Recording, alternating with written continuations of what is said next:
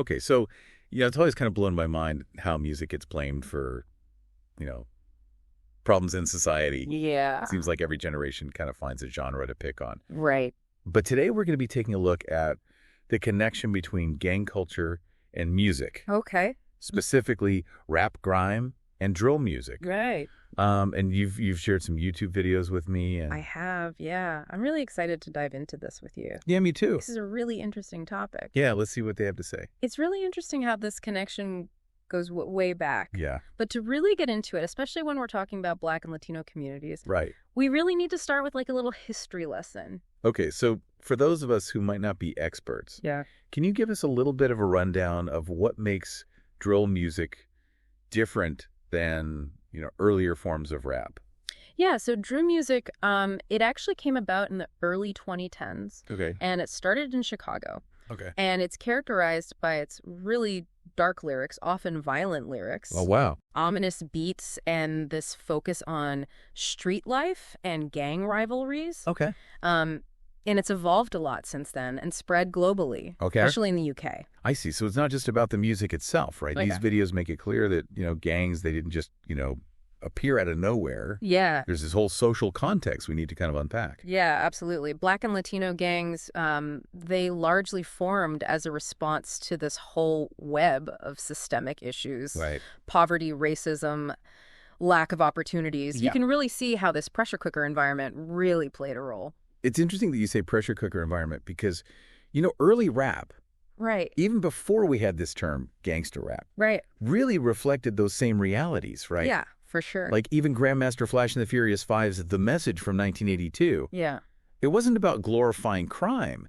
It was more about giving a voice to these people who are having these experiences. Exactly. And, one video highlights how even groups that we associate with violence can have really complex origins rooted in social movements. Okay. Like, take the Crips, for example. Raymond Washington and Stanley Tookie Williams.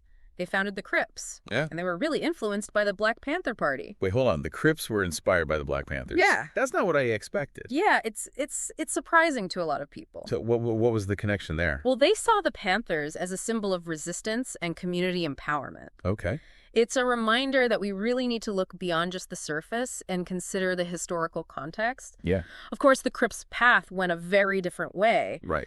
but that initial spark is really significant. Okay, so we've got this backdrop of social inequality, and early rap reflects those realities. Yeah. But how did we get from there to the rise of gangster rap? Right. Like, what shifted? Well, think of it as like a gradual evolution. Right. Rap, it started off as party music, then it moved towards social commentary. Right. And it wasn't until the mid to late 80s that gangster rap, as we know it, emerged. Right. With artists like Schoolie D and Ice-T. Uh-huh. Their music really shifted to representing this idea of authentic street life. Okay. With artists like Too Short popularizing things like pimping and the drug trade. So is that when things get a little dicey then? Yeah, and that's where it gets really interesting. Yeah. Because, did gangster rap just hold up a mirror to reality? Right. Or did it actually start to contribute to glorifying this gang culture? Right. And like some of these videos bring up 6ix9ine Dorian, Yes. who very openly used his gang affiliation as a marketing strategy. Right, and his case is definitely, A little out there. a bit extreme. Yeah. But it brings up a good question. Yeah. How much responsibility do artists have for the potential impact of their music? Right. Especially when it comes to potentially desensitizing listeners to violence, Right. or even worse, inspiring imitation. Right. But isn't there a risk, though, that, focusing only on systemic issues kind of lets artists off the hook Oh, for sure. for, lyrics that could be seen as harmful? Yeah. So how do we balance that with free speech and the potential negative impacts? That's such a good question, and it's one that's hotly debated. Yeah. It's a balancing act between acknowledging that right to artistic expression, but Yeah. also considering the potential consequences of that expression, Yeah. especially when it comes to young people. Especially when it comes to impressionable audiences. Yeah. Right. And it seems like this debate has gotten even more intense Yes. with drill music, right? Mhm. Particularly in the UK. Yes. There's just a rawness to it Yeah, that's really sparked a lot of conversation. for sure. So what are the sources saying about drill? Yeah. So drill music, with its often violent lyrics and dark themes, Right. has really become a focal point in discussions about gang violence. Yeah. Especially in the UK. And there have even been cases of UK drill artists being banned from making music videos because of these concerns about, are they promoting violence? Right. So it's not just the artists themselves, right? Right. It brings in this whole other layer of like the media and record labels. Yeah. They have a huge influence on what we see and how it's presented. Yeah, you're absolutely right. It goes way beyond individual artists. Right. There's this whole industry that profits from this idea of, commodifying gang culture. Right. From record labels to media outlets, even clothing brands. Right.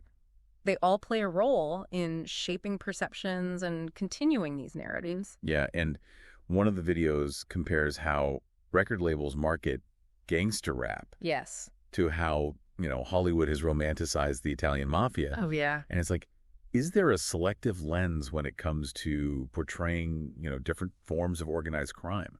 Right. It's almost like we're more comfortable blaming individuals or certain cultural groups than we are actually confronting these systemic issues that contribute to crime. So if we're going to talk about responsibility, yeah, then we need to look at the bigger picture. Absolutely. It's not just about the artist, it's about the industry that profits from their image. Exactly. One video even mentions the NYPD's rap unit, which investigates these connections between crime and rap music specifically. Wow. And it sparked a ton of criticism. I bet. With some people viewing it as straight up racial profiling. This tension is so fascinating. It is. Between artistic expression and this potential harm. Right. Because some artists are saying, I'm just reflecting my environment. Yeah. And then others feel like they have to portray violence to be successful. For sure. Like XXXTentacion comes to mind. Absolutely. And his tragic death at only 20 really underscores the human cost of these issues. So what does that tell us about the pressure on young artists? Right. In this genre specifically? Yeah. Is the industry exploiting them? That's a question worth considering. Right. How much agency do young artists really have within a system that rewards shocking people and controversy? It feels like we keep coming back to this idea of responsibility. Yeah. So where do we go from here? Yeah. Is it all on the artists, or is there like a bigger societal responsibility as well? That is the million-dollar question. Yeah. And I think to answer it, we need to dive a little deeper into these sources that you've got. Let's do it. We've kind of laid the groundwork. Yeah, we have. Now let's get into the nitty-gritty. Let's get into it. Stay tuned. One of the things that keeps coming up in these videos, is that we're not just talking about music here, right? This whole discussion about gang culture and music, it kind of seems to tap into these deeper anxieties about youth and identity and how society changes. It's like every generation has its musical boogeyman. Yeah. It was rock and roll and then heavy metal. Right. And now it's rap and grime and drill. Exactly. It's like this constant cycle. Yeah. The older generation always sees the younger generation's music as this threat to the social order. Yeah. This sign of like moral decay. Yeah, it's like a broken record. Right. It's this recurring pattern throughout history. So is it just easier to point a finger at something tangible like music? It seems like it. Than to actually deal with the root causes of those anxieties? Yeah, one video even uses this term folk devils. What? To describe how certain groups become scapegoats. Oh, wow. For these big societal anxieties. Okay. It's easier to just find someone to blame. Right. Than to deal with the real complexity of social change. Right. So music, with its power to evoke emotion. Right. And bring people together. Yeah. To challenge norms. Right. It's like an easy target. Totally. One source even suggests that labeling a genre as dangerous might actually make it even more appealing. Oh, interesting. Especially to young people. Who are looking to, rebel. Express themselves. That forbidden fruit idea. Yeah. You try and suppress something. It just makes it more attractive. It's like you're not allowed to have it. Exactly. So of course you want it more. And then it becomes this self-fulfilling prophecy where the label of gangsta or violent, it starts to define the whole genre. Yeah. Even if that's not what the artist intended. Even if they didn't start out that way. Right. It's just the power of suggestion. It's like those parental advisory stickers they used to put on albums. Oh, yeah. Like they were meant to warn parents about explicit content. Yeah. But honestly, they just became like a badge of honor. Totally. For kids. It backfired. Yeah. Big time. Yeah. So these sources, they really seem to be suggesting that a better approach is to have open dialogue, critical thinking, and to consider different perspectives. And speaking of different perspectives, I really appreciate how these videos bring in the voices of the artists themselves. Yes, definitely. It's important to go beyond just the stereotypes and the sensationalism and actually hear what they have to say. Right. We need to move past the headlines and listen to these artists talk about their experiences, their motivations, and their perspectives. For sure. And one of the videos features a UK drill artist. Right. Who's talking about how his music just reflects the harsh realities of his community. It's not about glorifying the violence. Yeah. He's bearing witness to it. And it's crucial to remember that, these people making this music, they come from all different backgrounds. We can't just lump them all together. Yeah, we can't essentialize an entire genre or community. Right. Just based on a narrow slice of what they produce. Right. And one video makes a really interesting point about the need for mentorship and support. Oh, yeah. For young artists, especially those who are, from these marginalized communities, who might be navigating really tough situations or facing pressure to conform. Yeah, creating safe spaces for them to explore their creativity, develop their voices, and find positive ways to express themselves. That's so important. Absolutely. So let's talk about some of the potential solutions then. Okay. How do we move beyond just blaming music and start to address these root causes of gang culture and why it's so present in music? Yeah, several of these videos talk about shifting our focus from punishment to prevention. Okay. It's about investing in these communities, creating opportunities, giving people the resources to make different choices. Like breaking those cycles of poverty and violence. Yeah, and one really compelling example is the huge drop in crime rates among Black youth in California. Wow. When college enrollment increased. That's amazing. It shows that investing in education can make a real difference. Yeah. Giving people pathways to opportunity. Right. It can foster hope and empower them to reach their potential. So it's like changing the narrative from despair and criminality to possibility and empowerment. Exactly. It's interesting that you bring up narratives because a couple of the videos talk about this concept of authenticity in hip-hop and how it kind of intersects with this glorification of gang culture. It's like there's this unspoken pressure for artists, especially young Black and brown artists, to prove their street cred by associating with gangs or portraying a certain lifestyle in their music. It's like they have to demonstrate how real they are. Right. And that pressure comes from all sides, right? Oh, for sure. Fans, record labels, even their own communities. Absolutely. It's a tough situation to navigate. It is. Especially for someone who's young. Right. Trying to find their voice. And make it in the industry. Yeah. And one of the videos talks about the tragic case of XXXTentacion, whose violent past and lyrics were, both praised and condemned. Yeah. And his death at only 20. Yeah. It's this stark reminder of the human cost of these pressures. Right. It reminds us that behind these big discussions are real people. Real people. Dealing with, complex issues. For sure. Trauma, mental health cycles of violence. Absolutely. And it compels us to approach these conversations with empathy and understanding. Right. Recognizing that the choices people make are often shaped by their circumstances, the opportunities they've been denied, and the messages they've internalized. So we need to look beyond the headlines and the stereotypes. For sure. And see the humanity in everyone involved. Right. And it's not about condoning violence or glorifying gang culture, but it's about understanding the factors that contribute to these issues. Right. And working to create a world where those factors don't exist. So it's not just about the music itself. Right. It's about creating a society where young people have genuine opportunities to thrive. And don't feel pressured to join gangs. Exactly. Or embrace violence in their art. It's about shifting from a narrative of fear and division to one of hope and possibility. Now, there's one more piece of this puzzle we need to explore. Okay. And that's the role of law enforcement. Right. Several of these videos talk about the NYPD's rap unit. Oh, yeah. Which was formed to investigate connections between crime and rap music. Right.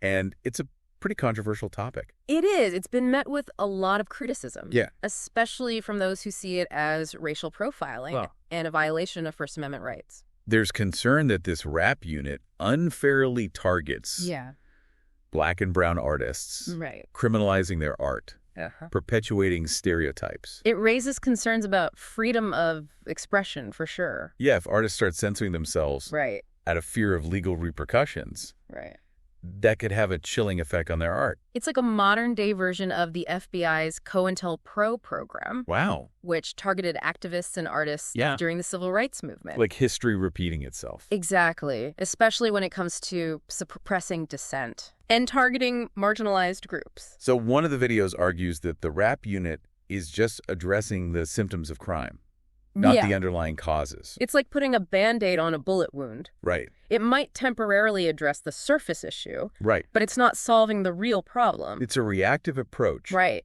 That fails to deal with the systemic issues that cause crime in the first place. Exactly. And it often results in the over-policing and mass incarceration of Black and brown communities. Which just perpetuates the cycle. It perpetuates the cycle of poverty, violence, and despair. And one video brings up the case of Bobby Shmurda, who was sentenced to 7 years in prison on conspiracy and weapons charges. And his arrest sparked this huge debate about using rap lyrics as evidence in criminal cases. Right. It's tricky. On one hand, prosecutors argue that lyrics can provide insight into a person's mindset and potential criminal activity. But critics are saying it's a form of artistic censorship and a violation of free speech. Absolutely. They're saying that rap is like any other form of art. Right. It uses storytelling exaggeration personas. And it shouldn't be taken literally. Right. Or used as proof of criminal intent. It's a slippery slope. Yeah. If we start criminalizing art based on its content, where does it end? Yeah. Next, they'll be arresting novelists for writing about murder. Yeah. Or filmmakers for depicting violence on screen. One of the sources mentions a bill in New York. Okay. That's aimed at limiting the use of rap lyrics as evidence in court. That's good. It's a step in the right direction. It is. But it's just one small piece of a much larger puzzle. Right. We need to keep pushing for reforms that address the systemic biases and injustices within the entire criminal justice system. So making sure that everyone, regardless of their race, their ethnicity, or their art, absolutely, is treated fairly under the law. That's the goal. And it's about moving beyond simply punishing the symptoms. Right. And focusing on addressing those root causes of crime. Exactly. And, you know, one thing that really resonated with me from these videos was the emphasis on intergenerational dialogue. Oh, that's interesting. And understanding. Like bridging the gap between generations. Yeah. Really listening to each other. Yeah, and working together. And one of the videos features this really poignant interview with a mother whose son was killed in a shooting. Oh. And he was a drill rapper. Okay. And she talks about the pain of losing him. Yeah.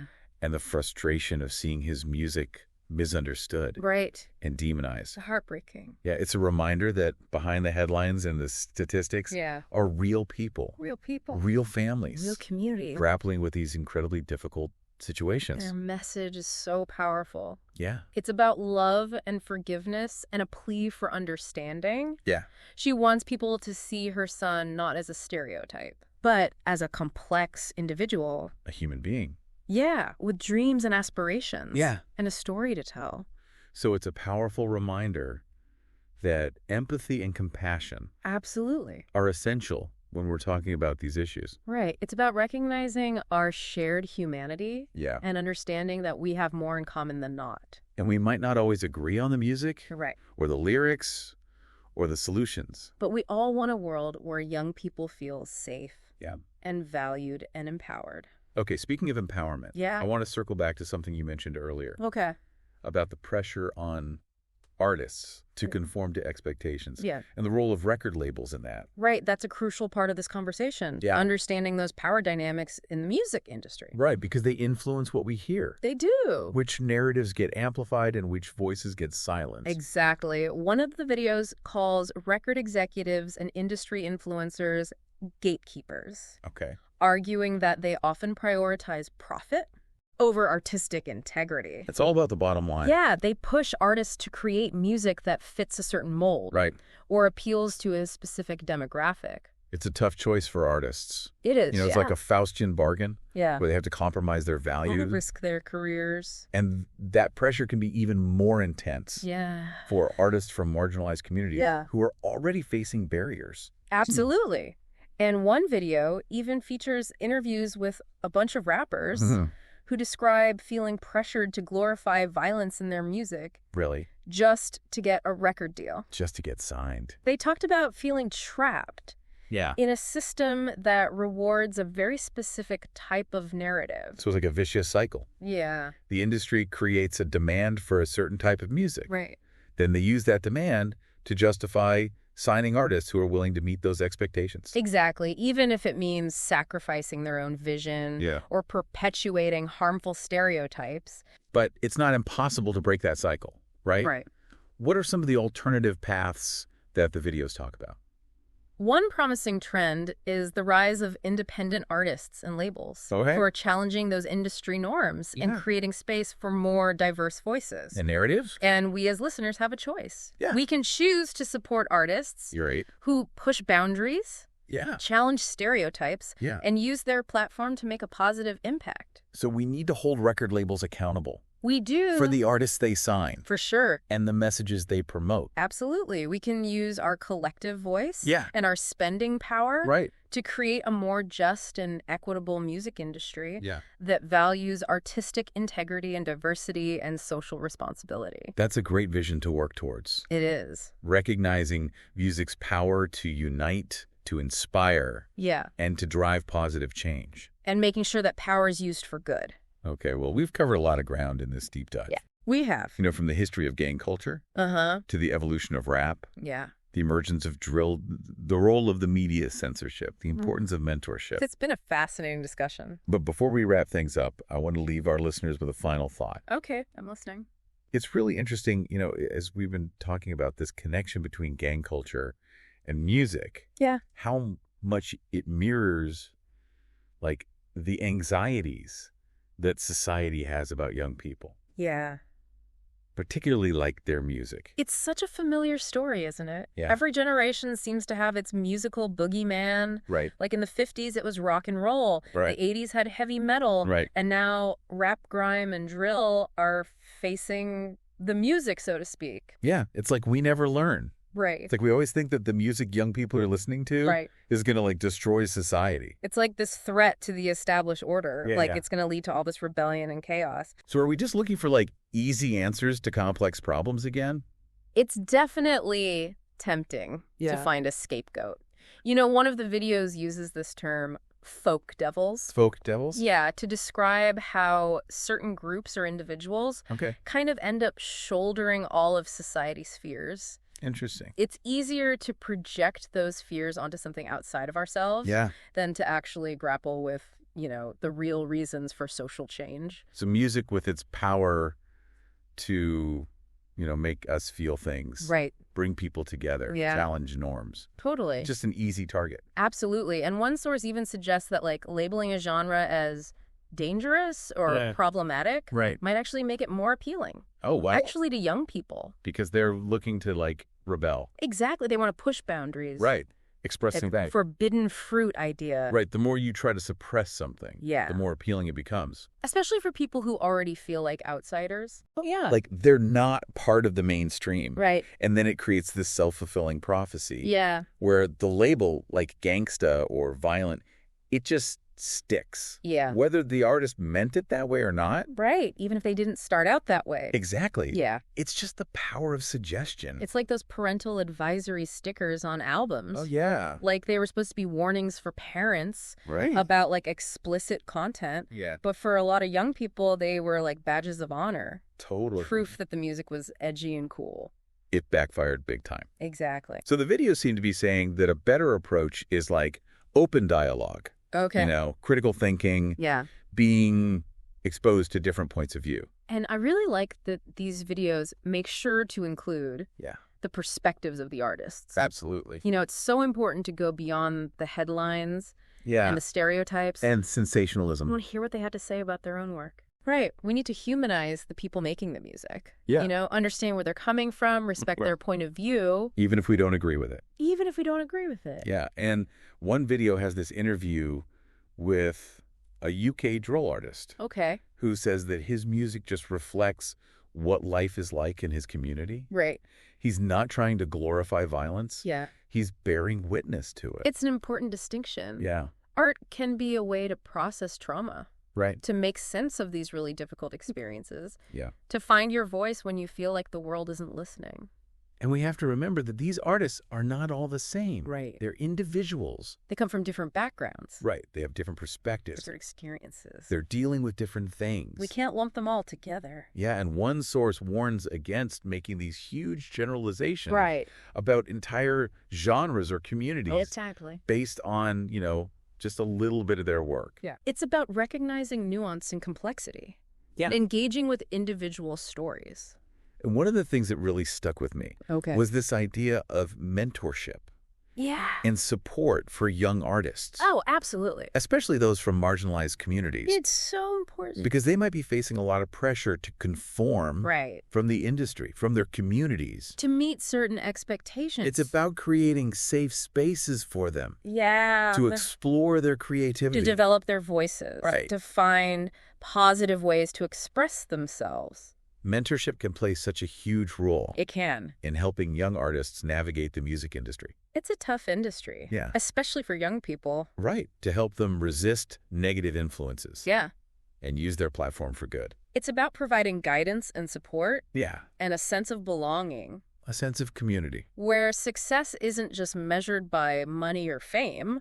Right. But by staying true to yourself. Yeah. Using your platform to help others. So these videos have offered a lot of good insights. They have. And potential solutions. Yeah. But if you had to sum it all up. Okay. What would you say is like the biggest takeaway? That's a good question. Yeah.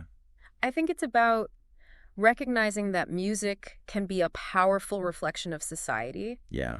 But it's rarely the root cause of these really complex social problems. Right. So instead of just blaming the music, we need to have these deeper conversations about the systemic issues that contribute to things like gang culture and violence. Right. We need to support programs that empower young people and give them opportunities to thrive. That's a great way to put it. Thanks. It's about looking beyond the surface. Right. Recognizing that all these issues are connected. Absolutely. And at the end of the day, it's about acknowledging the power of art to inspire, to start conversations. Music, especially music that comes from marginalized communities, can be a powerful tool for raising awareness, driving social change. And building bridges. Yeah. This has been so eye-opening. It has. And I think it's going to start a lot of important conversations. I hope so. But before we go, is there anything else you want to add? Any final thoughts for our listeners? Yeah, I just encourage everyone to approach these conversations with an open mind. Yeah. A willingness to listen. Right. And a commitment to understanding the complexities. Right, because there are a lot of layers here. There are. And remember, music can be a huge force for change. It can. But real lasting change requires us to address the root causes. Absolutely. And work together. To create a more just and equitable society. Couldn't have said it better myself. Thanks. Well, I think that's a wrap for our deep dive. It's been a pleasure. Yeah, thank you so much for joining us on this journey. Of course. And we encourage you to keep learning, keep questioning, keep exploring, keep engaging with these important issues. Until next time, stay curious, stay engaged, and keep diving deep.